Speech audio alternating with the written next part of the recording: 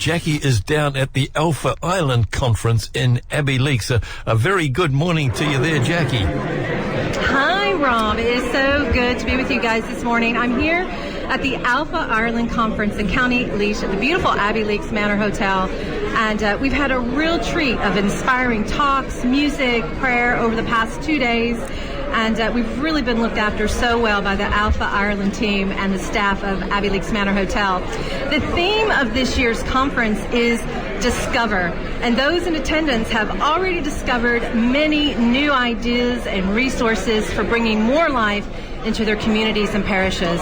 And for those listeners who aren't familiar with Alpha, Alpha is a course which introduces the basics of Christian faith. It's the Alpha, the very beginning. So through a series of talks and discussions, they assume that those who are attending know very little or nothing about the Christian faith. And with me this morning, I have 3 people who've experienced in different ways how Alpha courses have impacted them and those around them. We're really excited here this morning to be here. It's our first live broadcast on Saturday Magazine. And so this is a very momentous day for Spirit and for Alpha. So first of all, I have Jayne Courtney with me here. She's a mother of 3 from Dalkey Parish in County Dublin. I also have Canon David Mungavin, who is the rector of St. Patrick's Church in Greystones, County Wicklow, and Miriam Lightbody, a member of the Alpha Ireland team, who has seen the impact of Alpha among transition year students and other team participants. And you guys are all welcome to the show. We're going to start with Jayne, first of all. Jayne, tell us, how did you first come to Alpha, and what was that experience? What was the experience of doing Alpha like for you? With us in Dalkey, I'm on the parish council, and we were looking for new ways to bring or strengthen the faith of people within our parish, and somebody had spoken to us about Alpha. So a group of us decided to attend Alpha just to see what it was like. So for me, it was actually just a fact-finding mission. Wasn't expecting to get anything out of it. Was going to go back to the parish and see if we wanted to run with it. Didn't expect to enjoy it. Didn't expect for it to strengthen my faith. But over the course of the 11 weeks, I was absolutely blown away.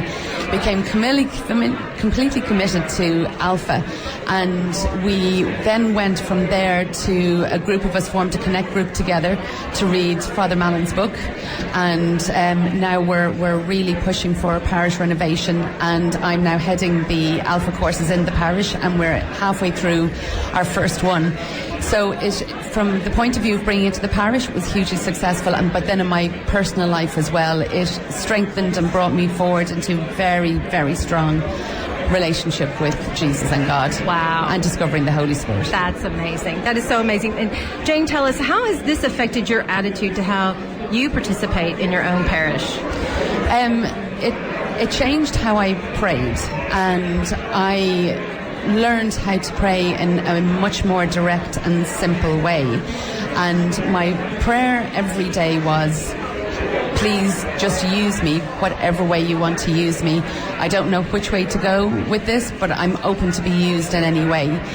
And I now work within the parish. I run the community centre in the parish, and we're growing more teams, and just it seems to have taken over my life, but in a fantastic way, and I'm more than happy to. I can stand in front of the parish now, I can speak at all the masses, inviting people along to Alpha, telling them what's happening in our community, and just having a much greater connection with the parish. It's an exciting time, I think, for us in Dalkey at the moment. So and it's all, I think Alpha is a great base to start with. Amazing. That sounds so powerful and amazing, what's happening in your parish. Now, David, I'm going to ask you if you can describe for our listeners how Alpha has had a role in renewing your parishioners and getting them involved in reaching out to others. Yeah, thanks. One of the things I noticed when we did our first Alpha, we've done about 5 now actually, is that when we had coffee and tea after the Sunday service, people were talking about faith and Jesus, whereas up to then it had been holidays and kids and rugby, you know? Wow. And that's just amazing to see that happening.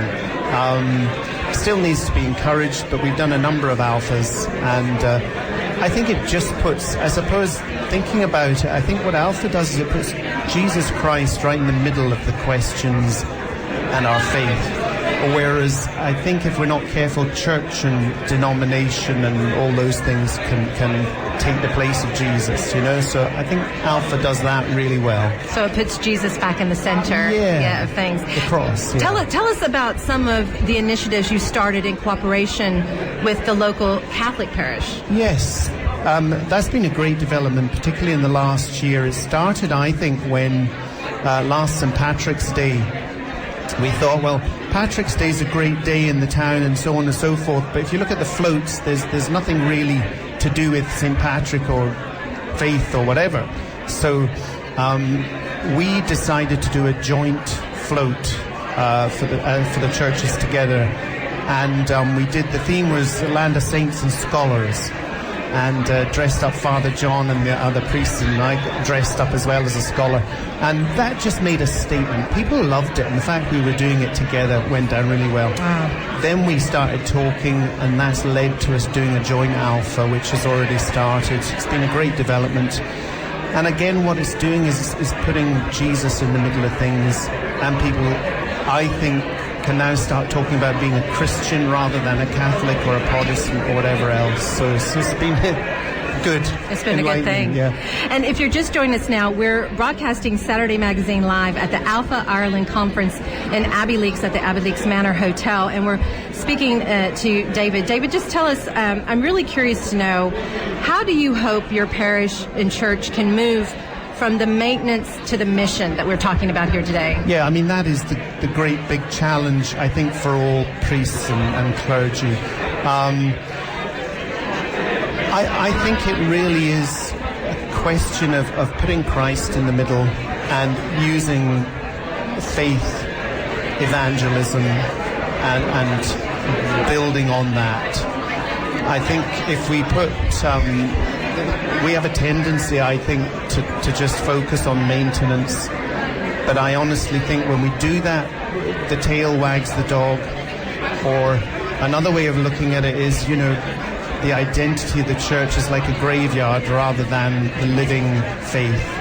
And it's a big change, because part of our default setting is to want to settle into a comfort zone and see a church as just a place to tend and keep tidy. But if we do that, churches will die and are dying, sadly. So it has to be mission.